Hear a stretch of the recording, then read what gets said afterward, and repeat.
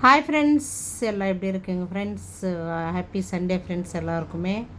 வாங்க ஃப்ரெண்ட்ஸ், இன்றைக்கி எறா குழம்பு முருங்கைக்காய் போட்டு எப்படி செய்யலான்னு பார்க்கலாம்.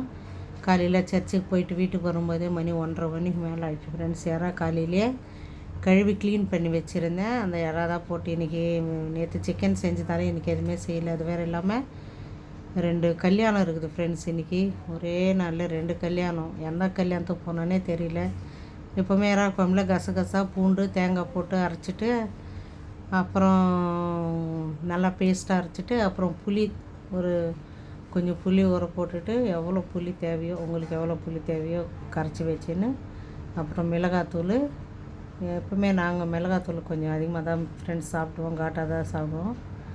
அப்புறம் ஒரு 3 முட்டை அவிச்சேன். அதில் ஒரு முட்டை டேமேஜ் ஆகிடுச்சு ஃப்ரெண்ட்ஸ், உடஞ்சி போச்சு. போட்டு அப்புறம் கரெக்டாக ஒரு 3 விசில், என்னோடய குக்கரில் 3 விசில் விட்டுட்டா கரெக்டாக அந்த பக்கம் கரெக்டாக ரெடி ஆகிடும் ஃப்ரெண்ட்ஸ். எறா முருங்கைக்காய் முட்டை போட்ட குழம்பு இதுதான் ஃப்ரெண்ட்ஸ். சண்டே நம்ம வீட்டில் இன்றைக்கி சண்டே ஸ்பெஷல் எதுவுமே இல்லை. இதுதான் நார்மலான குழம்பு தான். எறா கூட சின்ன சின்னதாக இருக்குது, அவ்வளோ பெருசாக ஒன்றும் கிடையாது. நல்லா என்னோடய ஸ்டைலில் எறா முருங்கைக்காய் இது ரெடி ஆகிடுச்சு ஃப்ரெண்ட்ஸ். அப்புறம் பக்கத்துலேயே சாப்பாடும் வச்சுட்டேன். சாப்பாடு கொதி வந்துச்சு ஃப்ரெண்ட்ஸ். அப்புறம் வாங்க ஃப்ரெண்ட்ஸ், இன்றைக்கி மத்தியானம் நம்ம வீட்டில் என்ன லஞ்சுன்னு பார்க்கலாம். சுட சுட சாப்பாடு, அப்புறம் வந்துட்டு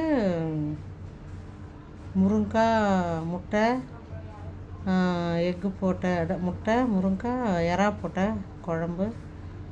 வாங்க ஃப்ரெண்ட்ஸ் சாப்பிட்லாம். நீங்கள் எல்லாம் சாப்பிட்டீங்களா? அப்புறம் சிக்கன் குழம்பு கொஞ்சம் இருந்துச்சு ஃப்ரெண்ட்ஸ், அதுவும் போட்டுக்கினேன். இதான் ஃப்ரெண்ட்ஸ் மத்தியானம் வீட்டில் லஞ்ச். வாங்க ஃப்ரெண்ட்ஸ் சாப்பிட்லாம். நீங்கள் எல்லாம் என்னோடய சேனல் பிடிச்சிருந்தால் லைக் பண்ணுங்கள், ஷேர் பண்ணுங்கள், சப்ஸ்கிரைப் பண்ணுங்கள் ஃப்ரெண்ட்ஸ்.